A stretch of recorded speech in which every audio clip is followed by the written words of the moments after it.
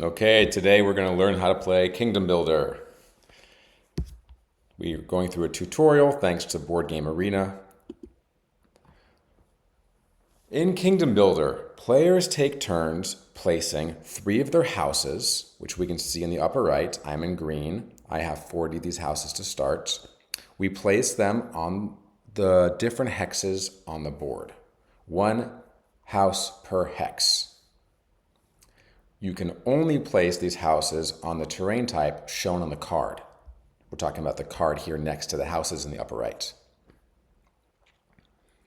And they must place them beside their other houses if possible. When a player runs out of houses and that round finishes, the player with the most gold wins. This game has a very large board.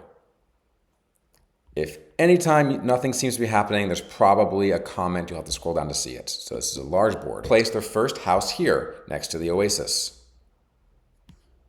Since it is touching a location, they get one of these location tiles with its benefit to use on every future turn. Note, not this turn. On future turns, they can use the oasis. We can see what tiles us and our opponents have over here in the upper right. Aha, now we're seeing the opponent build settlements on 2 more forests. Now it's our turn. We can play our houses on flower spaces. Notice the way the game engine has highlighted all the flower spaces and we gain a farm location tile for future turns.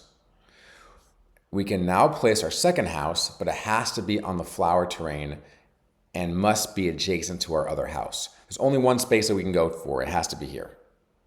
And we'll do it again. We'll put it right next to that same area, so that the third house has to go there.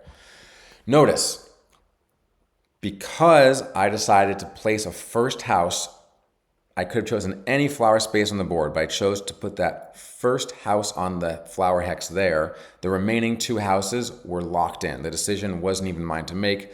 I had to place them in the adjacent spaces. So that's a theme in this game. You place a hex settlement down on a hex, and then that will severely limit your future decisions to the point where it's almost automatic sometimes. That was it. We're going to confirm our turn.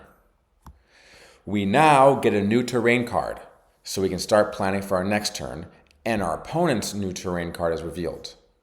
Theirs is desert. And notice their location tile, the oasis, is no longer gray, indicating it can be used. So here goes the opponent. They build on a desert. They put those 3 on that desert. Why did they choose that desert? Well, they had many options to choose because there wasn't any desert next to their previously built houses, the ones next to the oasis. So they could place it on any desert. Now it's my turn. I must build on a flower field because I have a flower field card in the upper right. I can also use my location tile. My location tile is a farm. It lets me build 1 settlement on a grass hex. So I actually can place 4 settlements this turn, 3 from the normal and 3 from the regular rules and 1 from the farm hex. That's because we don't have a connected flower hex to the ones we already placed. So let's choose this one. Great. The tutorial is going to do the next 2 to speed it up. We will now use our location tile from last turn. Let's hover over it. It lets us build 1 settlement on a grass hex. Okay, let's click it to use it.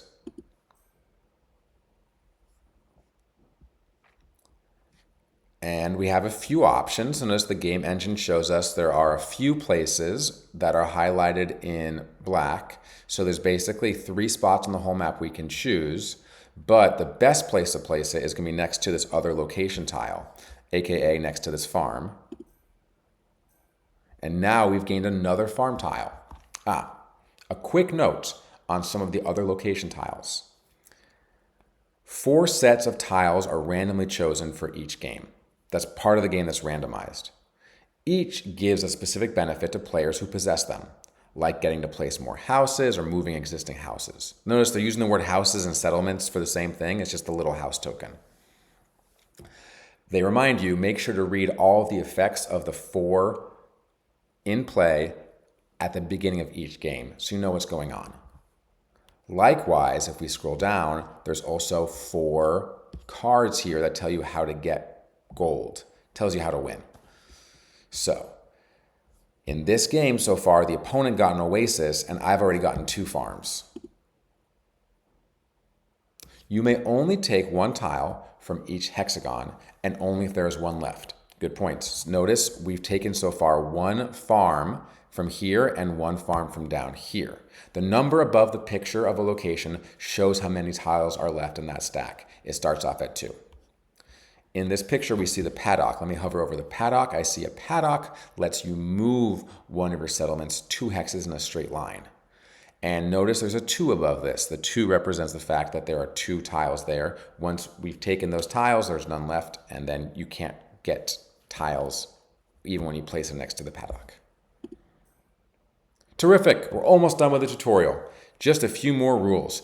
You can never build on mountains or water. That's generally. Sometimes you get special rules that let you. And castles don't give you tiles. Instead, they give 3 points at the end of the game. You can only score each castle once. Now down here is where you score points. These 3 random goal cards are revealed in each game, along with a reminder about castles. Castles say you get 3 gold for each castle with 1 or more of your settlements built in adjacent hexes. These cards show other ways to get points. For example, Fisherman gives points for each house next to water. There are many others, so be sure to check them before each game. Reminder, gold equals points. Well, that's the tutorial. We have successfully finished it. Thanks a lot for joining me for this quick session about rules to play Kingdom Builder. Thanks.